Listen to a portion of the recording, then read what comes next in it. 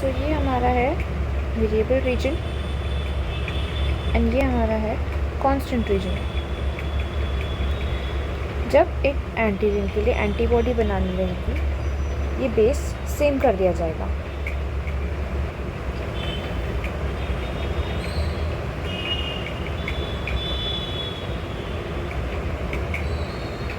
इस variable side को हम बोलते हैं paratope. This is paratope, that is antigen binding site which is present on the antibody. Now this part of antibody recognizes and binds to the specific antigen to form an antigen antibody complex. Since most antibodies carry two antigen binding sites, they are said to be bivalent. ये part जो है antibody का, antigen को पहले पहचानता है, पहले उसको देखता है कि एंटीजन का शेप कैसा है। एंटीजन को शेप देखकर उसके बाद इसका शेप मॉडिफाई होता है, इसका शेप एंटीजन के अकॉर्डिंग बनाया जाता है and then forms an antigen antibody reaction. ये मेरा एंटीजन है, ये मेरी एंटीबॉडी है, ये बन गई एंटीजन एंटीबॉडी रिएक्शन। ये रिएक्शन बनने के बाद ही आगे काम होगा और एंटीजन डिस्ट्रॉय हो जाएगा और हमारी बॉडी को इम्यूनिटी मिल जाएगी। नाउ इसमें लिखा है antibodies carry two antigen binding sites, इसीलिए उनको बायोवेलेंट बोलते हैं। This is one antigen binding site, this is other antigen binding sites, that's why this is bivalent. हमने यहाँ पे देखी ये वाली एंटीबॉडी, दिस इज़ पेंटावेलेंट, 1 2 3 4 5। यहाँ पे 5 एंटीजन बाइंडिंग साइट्स हैं, इसीलिए पेंटावेलेंट है। नाउ सी, ये एंटीजन है और ये भी एंटीजन है, उस हिसाब से यहाँ पे इसके जो वेरिएबल रीजन्स हैं उसमें बदलाव लाके अटैच हुआ है। This is antigen antibody reaction. Now formation of antigen antibody complex, study of antigen antibody interaction. ये जो एंटीजन और एंटीबॉडी का इंटरेक्शन था, जो कि एंटीजन एंटीबॉडी रिएक्शन थी, इसको हम कहते हैं सीरोलॉजी। इसकी स्टडी को बोलते हैं सीरोलॉजी। नाउ जैसे कि एंटीबॉडी पर एंटीजन के बाइंडिंग के लिए साइट है, उसे हम कहते हैं पैराटोप। वैसे ही यहाँ पे अगर कोई एंटीजन है और वो इसके साथ बाइंड हो रहा है, तो एंटीजन की जो बाइंडिंग साइट होगी, एंटीजन बाइंडिंग साइट, यहाँ पर antibody binding site present on the surface of antigen, उसको हम कहते हैं एपिटोप। अभी जाहिर सी बात है, एंटीजन ऊपर होने वाला है, एंटीबॉडी नीचे होने वाली है, इसलिए इसका नाम क्या है, एपी, जो कि ऊपर है। So antibody binding site on the antigen is called as epitope, antigen binding site on antibody is called as paratope. Combining site of antigen called antigen determining epitope react with antigen binding site called paratope. The antigen binding site are located on variable regions of the antibody. Small variations in variable region make each antibody highly specific for a particular antigen. इसमें छोटे variations भी आ गए तो हर antibody specific बन जाती है दूसरे antigen के लिए। जैसे ही एंटीबॉडी का ये वेरिएबल रीजन बदल गए, एंटीबॉडी भी बदल जाती है। Variable region enables the antibody to recognize the specific antigen and bind to specific antigen in a lock and key manner, forming an antigen antibody complex. ये एक lock and key manner होता है। अगर यहाँ पे ये एंटीजन है, ये पैथोजन, उसके सरफेस पे अगर ये एंटीजन ऐसा है तो उसके लिए एंटीबॉडी बनाई जाएगी ऐसी। ये एक लॉक एंड की मैनर में हो जाएगा। यहाँ पे एंटीजन एंटीबॉडी कॉम्प्लेक्स बनेगा, उसके बाद में रिएक्शन होगी। सो पहले एंटीजन एंटीबॉडी ऐसे साथ में होते हैं, इनका एक कॉम्प्लेक्स बनता है। कॉम्प्लेक्स बनने के बाद में इनमें एक रिएक्शन होती है। एंटीजन ऑन ब्लड सेल्स, अभी हमने देखा कि एंटीजन पैथोजन पे, अभी तक हमने जितनी भी बातें करी तो those antigens were present on pathogens, जो कि हमारी बॉडी के लिए हार्मफुल थे। But now we will talk about antigens present on our own red blood cells. There are several known antigens on the surface of human red blood cells. These antigens give rise to different blood groups. There are many genetically defined blood groups like ABO, RF, RH, Duffy, KIT, Lewis, P, MNS, Bombay blood group. इसमें से only ABO and RH are important. हम अभी वही देखने वाले आगे. So what happens is, ये आपकी रेड ब्लड सेल है, ये रेड ब्लड सेल है, ये रेड ब्लड सेल है, ये रेड ब्लड सेल है. अगर इस रेड ब्लड सेल के ऊपर ये एंटीजन हो,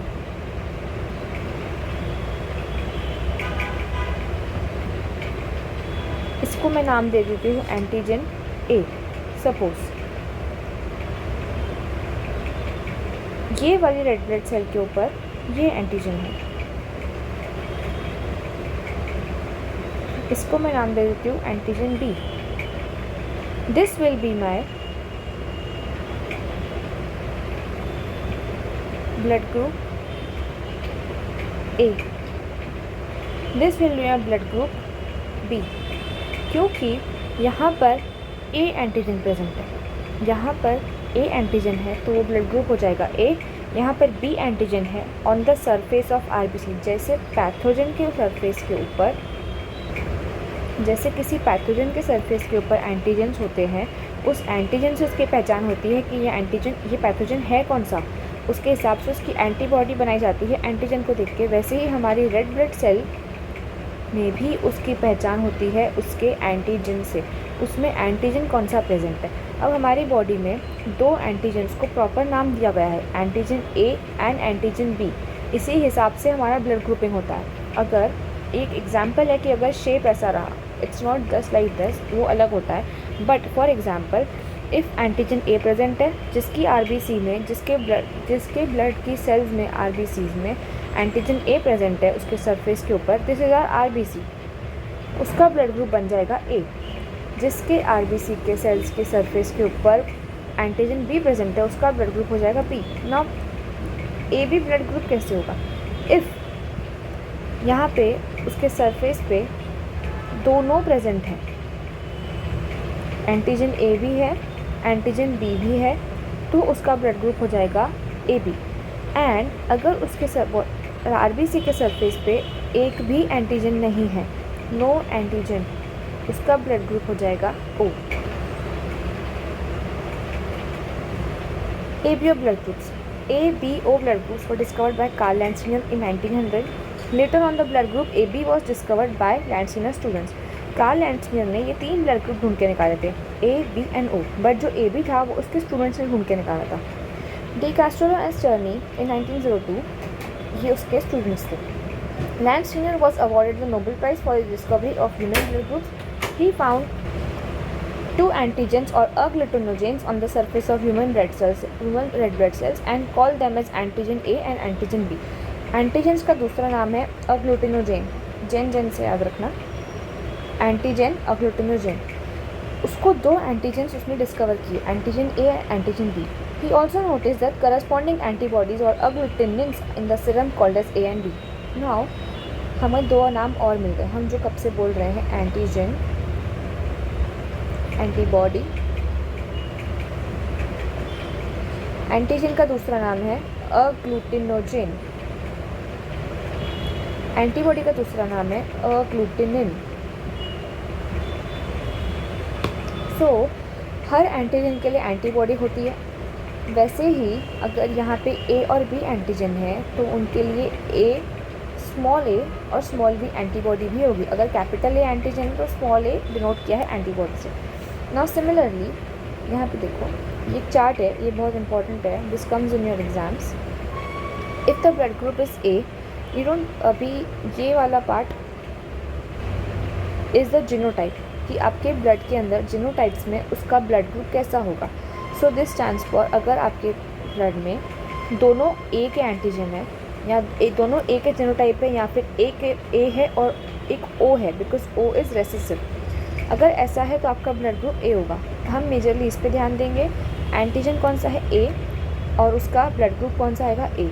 एंटीजन बी है तो ब्लड ग्रुप आएगा B. Antigen A and B है तो ब्लड ग्रुप आएगा ए बी. एंटीजन निल है मतलब कोई एंटीजन नहीं है तो ब्लड ग्रुप आएगा O. Now A B is universal acceptor, O is universal donor. क्यों?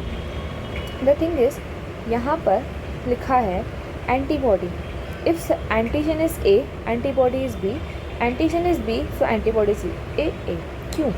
नाउ सी, यहाँ पर अगर मेरी RBC पे ये वाला एंटीजन है, दिस इज़ माई एंटीजन ए, और एंटीबॉडी बी का शेप ऐसा रहेगा इस तरह, एंटीबॉडी ए का शेप इस तरह से रहेगा क्योंकि ये इसकी एंटीबॉडी है।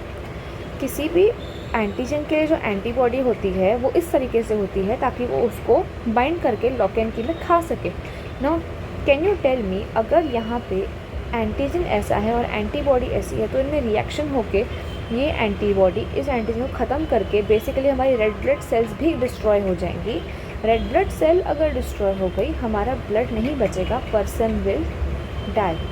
इसीलिए किसी के भी बॉडी में, किसी के भी ब्लड में अगर एंटीजन ए प्रेजेंट है तो उसके ब्लड में एंटीबॉडी बी प्रेजेंट होती है। यहाँ पे अगर एंटीबॉडी बी है, उस पर्सन एंटीजन बी प्रेजेंट है पर्सन केस में, तो उसके ब्लड में एंटीबॉडी ए होगी। इस रिवर्स होता है, if you have antigen A आपकी बॉडी में एंटीबॉडी बी होगी, if you have antigen B आपकी बॉडी में एंटीबॉडी ए होगी। क्यों? बिकॉज ये भी देखो, अभी ये है एंटीजन मेरा बी, इसके लिए एंटीबॉडी ऐसी है क्योंकि इसको लॉक एंड की में फाइंड करना है। ये मेरी एंटीबॉडी बी है, अगर ये मैं इसमें दे दूँ तो इसको खा लेगी, इसीलिए उल्टा केस आता है। सो बेसिकली अब एग्जैक्ट सिनेरियो क्या होता है समझो, ये ब्लड ग्रुप मेरा, ये पर्सन का ए ब्लड ग्रुप है, इसके सरफेस पे एंटीजन्स रहेंगे ये वाले,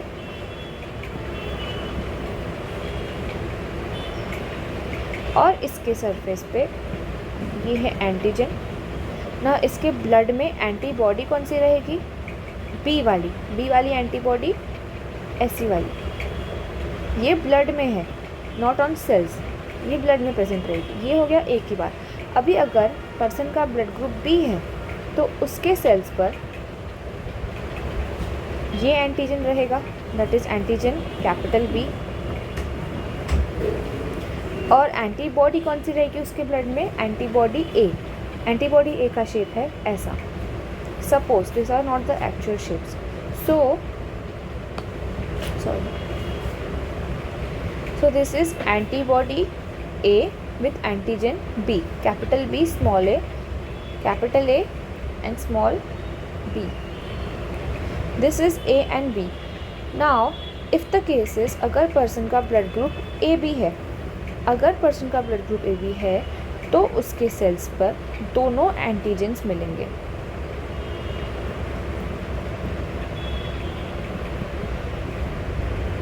लेकिन क्योंकि इसके सेल पे दोनों एंटीजेंस हैं, अगर मैंने उसको ये वाली एंटीबॉडी दे दी तो भी उसको नुकसान रहेगा, अगर मैंने उसको ये वाली एंटीबॉडी दे दी तो भी उसको नुकसान रहेगा। इसीलिए इसके ब्लड, ये पर्सन ए बी वाले ब्लड के पर्सन में एंटीबॉडी एब्सेंट होती है। जैसे पर्सन ओ के ब्लड में एंटीजन एब्सेंट होता है, वैसे ही पर्सन ए बी के ब्लड में एंटीबॉडी एब्सेंट होती है, क्योंकि इसमें दोनों एंटीजेंस है। यहाँ पे अगर मैं ये एंटीबॉडी दे देती हूँ तो ये सुखा जाएगी, अगर मैं ये एंटीबॉडी दे देती हूँ तो ये सुखा जाएगी, बेसिकली उसका ब्लड ख़त्म हो जाएगा। सो पर्सन ए बी ये यूनिवर्सल एक्सेप्टर होता है, ये किसी से भी ब्लड ले सकता है। नाउ पर्सन ओ यूनिवर्सल डोनर, अगर किसी का ब्लड ग्रुप ओ है, बेसिकली ये ओ, उसके सरफेस पे कोई एंटीजन नहीं होगा, आई ओ नो एंटीजन, और इसके ब्लड में दोनों एंटीबॉडीज़ घूमेंगी, ये भी एंटीबॉडी होगी और ये भी एंटीबॉडी होगी। बेसिकली ए भी है और बी भी है, क्योंकि इसके सरफेस पे एंटीजन ही नहीं है, इसलिए इसको दोनों एंटीबॉडी दी जाती है। इसीलिए ये पर्सन किसी को भी ब्लड डोनेट कर सकता है। In ABO system, blood groups are determined by the presence or absence of antigen A, antigen B. Blood group of person is classified into 4 groups: A, B, AB, O. Blood group A, individuals जिनमें A antigen होगा on the surface of the red blood cells और जिनमें antibody होगी small b. Blood group B किसका होगा? जिनमें capital B antigen होगा और स्मॉल ए एंटीबॉडी होगी। ब्लड ग्रुप ए बी, जिनमें दोनों ए बी एंटीजन्स होंगे और नो एंटीबॉडीज़ होंगी। ब्लड ग्रुप ओ, इंडिविजुअल्स जिनमें एंटीजन ही नहीं होगा और एंटीबॉडीज़ दोनों प्रेजेंट होगी। Now what is RH factor? अभी हमने देखा कि blood group A, B, AB, O, लेकिन हम ब्लड ग्रुप्स में पॉजिटिव नेगेटिव भी लगाते हैं, वो कैसे होता है? सो बेसिकली ये जो पार्ट था this was on ABO system, अभी जो पॉजिटिव नेगेटिव वाला पार्ट है this is based on RH system. So we have only two systems for blood grouping. First is RH system, second is ABO system. Only these two systems we use for classifying blood. Now why do we classify blood? जब भी किसी को surgery में blood donate करना होता है, किसी का ऑर्गन डोनेशन है, ब्लड डोनेट करना पड़ रहा है, इमरजेंसी ब्लड का यूज़ हो रहा है, सो पहले कंपैटिबिलिटी टेस्टिंग की जाती है कि ये ब्लड ग्रुप कौन सा है. अगर ये ब्लड ग्रुप A है, B है, AB है या O है, ये पर्सन को सूट कर सकता है कि नहीं, बिकॉज एंटीजन कैसे है, एंटीबॉडी कैसी है, उस हिसाब से देखना पड़ता है कि ये बॉडी एक्सेप्ट करेगी या नहीं करेगी. इसीलिए हम यहाँ पे ग्रुपिंग दिखते हैं. Basically blood is the same, cells are the same, but it's just the grouping कि एंटीजन कौन सा प्रेजेंट है. अभी हमने ABO में देखा only 2 antigens A and B. अभी RH में एक नया एंटीजन होता है. RH is the most complex of blood group system. RH factor is an antigenic protein present on surface of red blood cells in human beings. जैसे A और B भी RBC के सरफेस पे प्रेजेंट थे, वैसे ही RH factor भी एक antigenic protein है जो कि सरफेस पे RBC के प्रेजेंट होता है. It was first discovered by Landsteiner and Wiener on the surface of RBCs of rhesus monkey. जब सबसे पहले से खोजा गया था तो ये पाया गया था rhesus मंकी की RBCs में, हमारी RBC में नहीं ढूंढा गया था ये, इसीलिए इसका नाम पड़ा RH factor, RH for rhesus. So it is called as RH factor. उसका दूसरा नाम है D एंटीजन. हमने पहले A और B पढ़े, यहाँ पे D antigen. Now person having RH factor मतलब कि D एंटीजन, उसको हम बोल देते हैं RH पॉजिटिव, या फिर जिसकी RBC पे, अभी सपोज मैं एक शेप बना देती हूँ, suppose this is a D antigen, triangle, circle और स्क्वायर होता है, जिसकी RBC पे D एंटीजन प्रेजेंट होगा, I will say that person is RH positive. जिसकी RBC में ये D एंटीजन नहीं होगा, I will say that person is RH negative. Now the person can also have A antigen and have D antigen, so I will say that person is A positive. Person can have A antigen and not have D antigen, so I will say the person is A negative. Similarly, B antigen and D antigen, B positive. B antigen and no D antigen, B negative. AB, D antigen, AB positive. AB, no D antigen, AB negative. O, D antigen, O positive. O, D antigen नहीं है, O negative. सो ये हमारा हो गया classification कि कैसे होता है. अब हम पढ़ेंगे RH एंटीजन के डिटेल में. RH एंटीजन यानी कि D antigen induces a strong immunogenic response when introduced into RH negative individuals. RH blood group is an important factor in blood transfusion and is involved in hemolytic disease of newborn, that is HDN, which is erythroblastosis fetalis. Destruction of erythrocytes of fetus. It occurs when an RH negative mother conceives RH positive fetus. Now what is this? Now see, as I said कि अगर किसी के blood के RBC में this is D antigen, तो हर antigen के लिए antibody है, हर एंटीजन के लिए एंटीबॉडी प्रेजेंट होती है, मतलब होती है. अगर ये एंटीजन D की जो एंटीबॉडी है वो इसके सामने आ गई तो it will eat this and destroy the cell. So यही कंसेप्ट होता है. सपोज ये एक पर्सन A है, नॉट A, पर्सन X है, और ये एक पर्सन Y है. इसकी RBC में एंटीजन D प्रेजेंट है और इसकी RBC में एंटीजन D नहीं है, एब्सेंट है.